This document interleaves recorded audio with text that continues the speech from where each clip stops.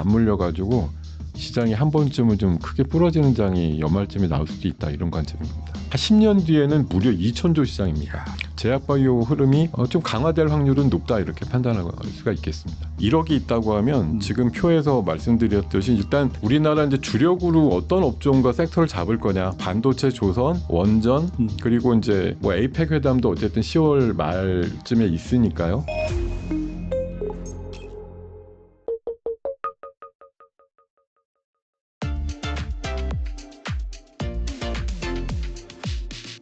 아무튼간에 그 하반기 반도체 업황은 어떻게 보시는지 궁금하네요. 이게 참 나와서 가능하면 정말 좋은 소리만 말씀드리는 게 듣는 청자분들한테는 정말 그렇지, 내가 갖고 있는데 좋은 소리 듣고 싶지, 이런 생각 하실 텐데, 좋은 소리 하는 분은 아마 이 자리에 굉장히 많이 나오셔서 얘기를 할 거예요. 그러니까 저 뷰가 왜 저래, 이렇게 보는 시각도 100명 중에 하나쯤은 좀 삐꾸처럼 있어야 됩니다. 100이면 100다 좋다 그러면 절대 그렇게 안 가요. 맞아요. 그런 네, 고점이죠. 네. 제가 차라리 구멍이고 너 혼자 틀렸어 이런 얘기 듣더라도 저는 그냥 제 생각대로 말씀을 드리고 싶은데, 사실 최근에 이런 뭐 HBM의 시장이 내년도에도 엄청나게 커진다더라, 이런 얘기, 또 오늘 이번 주에 이슈가 되고 있지만 결국은 뭐 HBM이 이렇게 성장이 되려고 하는 건 AI가 계속 성장을 해야 되고 거기에 투자가 많이 들어가니까 고사양의 그런 패키징들이 필요한 거잖아요. 네. 데이터 센터도 엄청나게 져야 되고. 근데 이제 이게 AI 버블이 돼가지고 이거 우리가 왜 하고 있지? 얼마 전에 MIT에서 보고서를 내놨는데 지금 AI에 투자가 들어간 95% 회사가 수익을 못 내고 있다. 5%만 내고 있다 그러거든요. 그 얘기 들으면 우리가 AI를 왜 열심히 하고 있는지에 대해서 그냥 맹목적인 추종?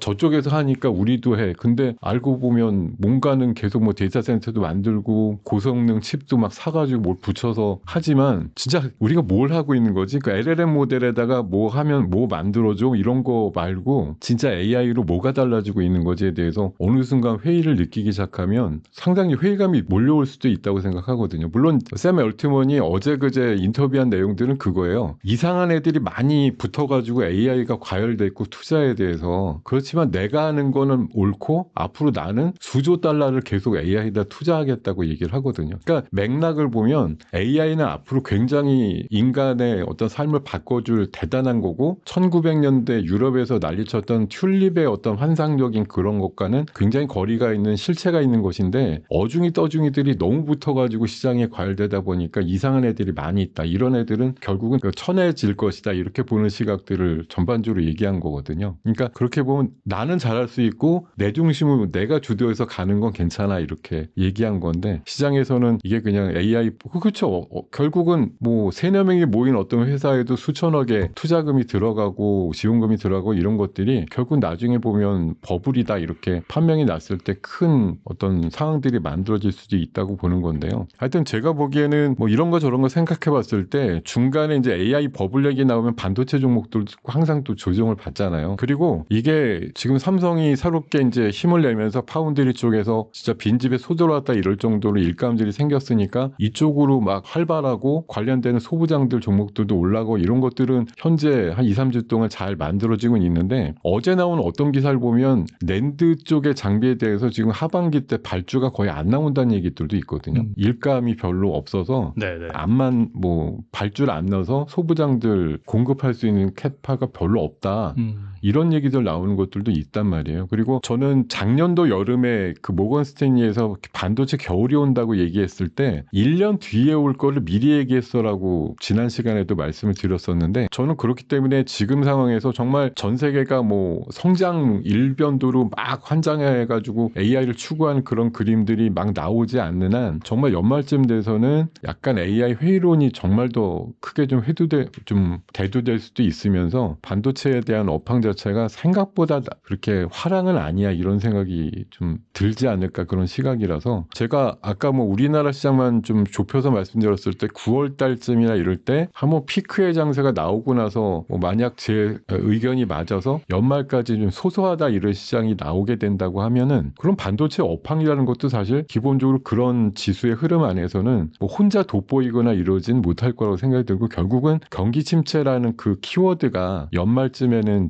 작동할 시장이라고 보기 때문에 이게 최근 사실 4, 5년 동안 시장 보면 미국 시장이라는 데가 금리가 계속 오르면서도 시장은 계속 폭발적으로 올랐거든요. 근데 지금 또 금리를 막 낮추라고 트럼프가 얘기하면서도 이게 또 결국은 폭발적인 유동성 장세를 만든다고 자꾸 이제 얘기를 하는데 금리가 올라도 시장을 올라가고 내려도 올라간다고 하면은 금리라는 걸 가지고 우리가 무슨 걱정을 왜 하고 있는 거지라는 근본적인 또 회의감 이런 것들이 좀 있을 수 있다고 보는 거고 저는 이번에 다들 뭐 금리 내리면 당연히 시장 또 그냥 오버슈팅하고 버블이 더 쌓이고 이런 상이 나올 거라고 볼 수도 있는데 저는 그거의 거의 끝단이라고 보는 거고 결국은 경기 침체 리세션하고 맞물려 가지고 시장이 한 번쯤은 좀 크게 부러지는 장이 연말쯤에 나올 수도 있다 이런 관점입니다. 이번에 2차 전지 얘기해 보겠는데 최근에 네. 리튬 가격이 또 오르고 있고 네. K배터리의 미국 ESS 수주로 2차 전지 기업들이 증시가 조정을 받는 가운데서도 오히려 좀 인버스 역할을 하면서 네, 좀 맞아요. 반등하는 모습이 나오고 있는데 네. 드디어 한 2년 동안 계속해서 내리막길을 걸은 2차 전지가 본격적인 반등을 시작한 거라고 볼 수 있을까요? 우리나라가 만약 ESS만 진짜 뭐 올인한다 이래 갖고 하게 되면 어느 정도 반등의 자리는 더 차지할 수도 있다고 생각 들거든요.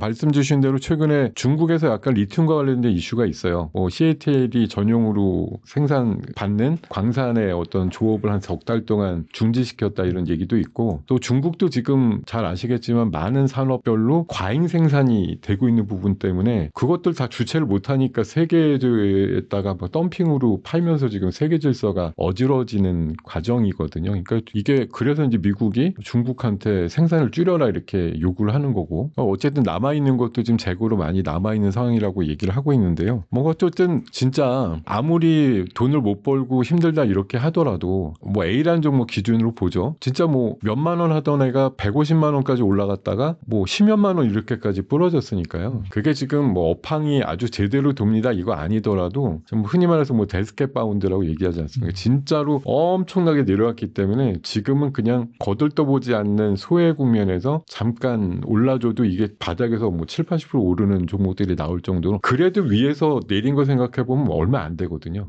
그런 사이 그러니까 몇 가지 이슈들 또 유럽에서 지금 전기차 잘 팔린대요. 전기차 캐즘이라고 요새 잘 얘기 안 합니다. 다만 중국산 LFP 배터리 점유율이 계속 높아지는 게 문제죠.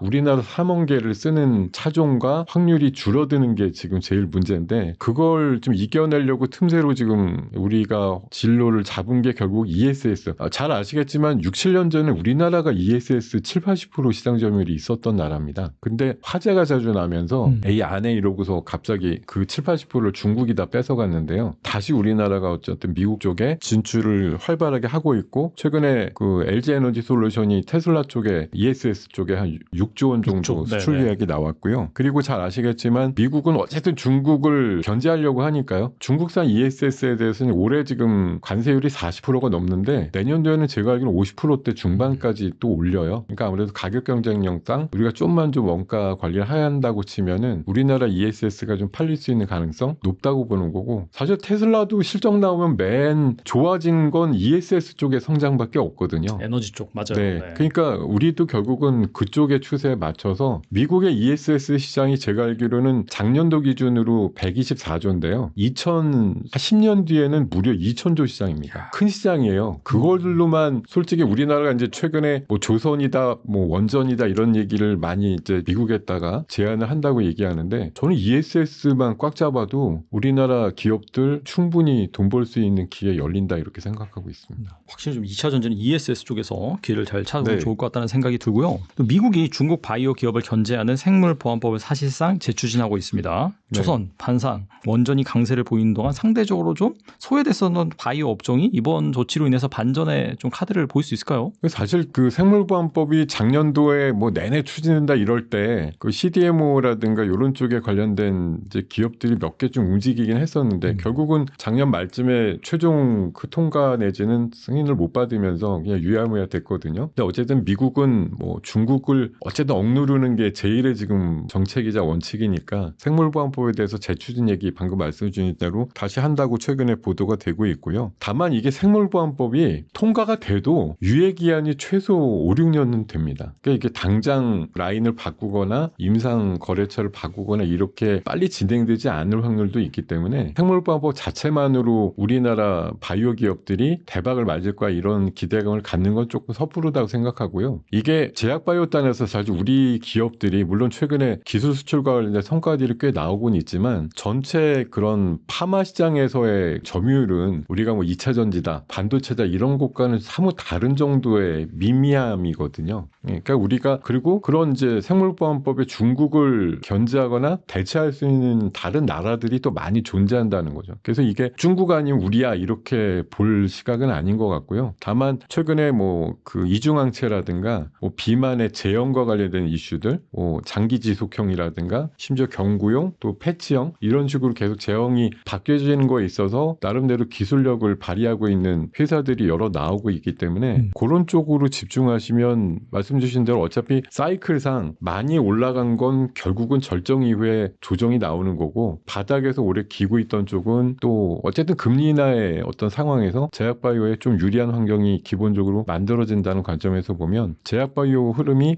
좀 강화될 확률은 높다 이렇게 판단할 수가 있겠습니다. 그렇다면 뭐 바이오텍이라든지 그런 바이오 주식들을 좀 주목하는 게 좋을까요? 뭐 임상 이런 기술 수출 이슈가 있는 그런 주식. 네, 아무래도 그런 기업이 좋을 것 같고요. 뭐 대표적으로 저는 ABL 바이오를 좀 높게 보고 있는데 최근에 뭐 물론 많이 올랐습니다만 저 개인적으로 보는 뷰는 10만 원은 결국 찍을 거다 이렇게 보고 있습니다. 최근에 9만 원대까지 갔다 또 7만 원까지 무너졌다 또 9만 원 갔다 지금 한 8만 원 초반 요런 정도인데요. 그랩바디라고 하는 그 기술력에 대해서 기술 이전 수출이 지속적으로 좀 발생할 가능성이 높다고 보고 있고 규모가 또 적지도 않습니다. 한 조 단위 이상 나올 거라고 보이기 때문에 결국 10만 원의 어떤 고지를 넘을 거다. 그리고 최근에 상장된 종목 중에는 토모큐브라는 종목이 있는데요. 이 종목이 그 홀로토모 그래피라고 하는 기술을 통해 가지고 세포나 오가노이드, 그러니까 인공장기 쪽을 고해상도로 관찰할 수 있는 그런 기술력을 갖고 있어서 이것들 관련해서 최근 흐름이 아주 좋은 종목이다라고 판단 들고 연말 정도면 지금보다 한 배 정도 이상 가격은 가 있지 않을까 그런 좀 그림을 예상을 하고 있습니다. 좋은 투자 아이디어 많이 말씀해 주셨는데 이 밖에 주목할 만한 투자 아이디어가 있다면 무엇이 있을까요? 투자 아이디어는 제가 자료를 하나 띄워놓고요. 일단 뭐 물어보시려고 원래 질문상으로는 내가 1억이 있으면 어떤 포트폴리오를 짤 건데 뭐 이렇게 질문 주시지 않을까 싶어가지고 지난번 설레를 봤을 때 이렇게 좀 표로 만들어봤어요. 그래서 1억이 있다고 하면 지금 표에서 말씀드렸듯이 일단 우리나라 이제 주력으로 어떤 업종과 섹터를 잡을 거냐 반도체, 조선, 원전 그리고 이제 뭐 에이펙 회담도 어쨌든 10월 말쯤에 있으니까요. 엔터와 관련된 흐름도 봐야 될 거고 또 비만은 또 빠지지 않아. 비만도 결국은 큽니다. 왜냐하면 이게 먼 미래 같지만 2050년 정도 되면 지구에 사는 사람의 반이 비만이라고 하거든요. 아, 그래요? 네.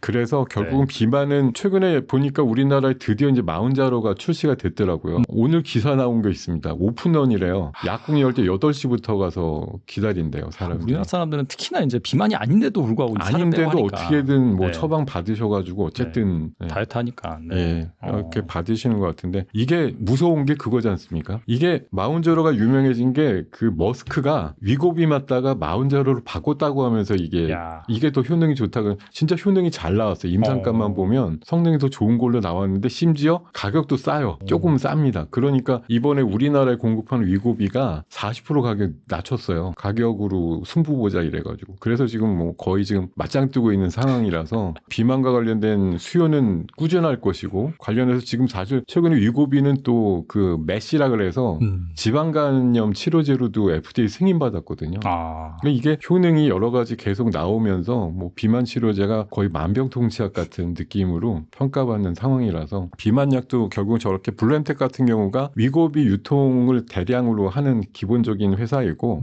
이번에 아마 전공의 이슈에서 전공의들 대부분 이제 복귀하는 수순이 됐잖아요. 이제 그러면서 정부에서 아마 강력하게 추진하는 게 비대면 진료에 대한 부분이거든요. 비슷한 사례에 나왔을 때 사람은 없는데 진료는 받아야 되겠고 모든 사람들이 5% 갈 수는 없는 거니까 비대면을 이제 이번에 공고하게 좀 하자 이런 논리예요. 그래서 비대면 의료를 받게 되면 결국은 약도 비대면으로 받아야 되거든요. 거동이 어려우신 분들이 비대면으로 화면으로다가 의사랑 진찰은 받았는데 그러면 걸어가서 약은 사올 수 있느냐? 그건 또 아니다 이렇게 보는 거라서 약도 결국은 배달을 해야 된다 이런 시장도 앞으로 열리게 될 거라서 저 회사 같은 작년도에 강남 쪽에서 약 배송과 관련된 시범 사업을 했던 적도 있기 때문에 그런 점을 좀 주안점으로 보시면 좋을 것 같아서 저렇게 비중별로 하고 이번에 이게 지금 지수가 고공권이 시장이란 말이죠. 어쨌든 우리가 평상적으로 2,400 이러면 낮은 가격대지만 지금 어쨌든 3,100대 있기 때문에 웬만한 투자가님들이 국내 투자하시는 분들이 경험해보지 못했던 높은 지수대예요. 최근 30년 동안 3,000을 넘은 적은 2020년도에서 21년도 넘어갈 때 코로나 몇 달 동안 넘었죠. 딱 한 번 있었고 이번에 두 번째거든요. 사실 맞아요. 보면은. 그러니까 되게 높은 지수대예요. 그러니까 지금은 시장이 막 흔들흔들거리죠. 백척간두라고 해서 올라가서 장대가 기니까 누가 옆에서 흔들면 진폭이 커집니다. 우리 최근에 시장 보면 장중 진폭이 굉장히 크거든요. 막 4, 50포인트 올라가는 것 같은데 오후 되면 보합되고 어떤 날은 50포인트 빠지다가 또 보합되고 이런 식으로 변동성이 커지는 시장이라 그거 대응하시려면 최소한 현금 30%는 있어야겠다. 이렇게 관점을 가지고 해당되는 포트를 좀 짜봤으니까요. 참고하셨으면 좋겠습니다. 오늘 나와주셔서 정말 좋은 말씀 많이 해주셨는데 끝으로 이 영상을 보고 계신 투자자분들 위해서 한 말씀만 부탁드립니다. 네, 이번에 사실 기분 좋게 올라가는 여러 섹터들 중에 정말 대단했다 이렇게 느끼는 거 저는 한마디로 말하면 캐대언이라는 용어를 이제 전 국민이 다 아실 법하죠. K-팝 데몬 헌터스라고 하는 거. 우리나라 자본과 우리나라가 만든 건 아니지만 우리나라 소재가 대거 등장하면서 거의 뭐 우리나라 영화다 이렇게 또 우리나라 뭐 많은 그 관련된 인물들이 들어가서 뭐 노래를 부르고 OST를 부른 게 심지어 빌보드 1등을 하고 있고 맞아요. 네. 넷플릭스에서 구주됐는데 또 1등을 하고 있고 우리나라 소재가 굉장히 중요해요. 그래서 제가 올해 내내 계속 주장한 게 있는 것 같아요. 가장 한국적인 것이 가장 세계적인 것이다. 그래야 길고 오래 간다 이렇게 보는 거고요. 어쨌든 K 콘텐츠, K 한류의 붐이 우리나라 시장에 어떤 녹아들어가지고 많은 종목들 올리고 있다는 관점이고요. 여러분들도 시장을 보실 때 우리나라에서 분명히 1등 하는데 이게 세계에서도 먹힐 것 같아. 세계인이 좋아하는 어떤 콘텐츠와 그런 것들을 좀 하는 회사가 뭔지 아직도 발굴이 잘 안 된 회사들이 있을 거라고 보기 때문에 하반기 남은 시간에는 그런 것들을 조금 더 찾아보는 그런 노력들이 좀 계셨으면 좋겠고 뭐 자리가 된다고 하면 다음번엔 그것들을 조금 더 연구해가지고 올 수 있도록 노력하겠습니다. 네, 다음에 나오실 때는 또 시장이 어떻게 될지 참 궁금한 상황인데 앞서 말씀해 주신 것처럼 곳곳에 약간 위험 요소가 도사리고 있으니까 100%풀 주식 비중보다는 적절히 또 뭐 슈팅이 나올 때 현금을 확보하신 다음에 좋은 기회를 잡으셨으면 좋겠고 다음에 나와서 또 어떤 좋은 투자 아이디어가 있는지 대표님과 함께 나눠보는 시간을 갖도록 하겠습니다. 네, 지금까지 김동혁 대표님 나와주셔서 감사합니다. 네, 고맙습니다.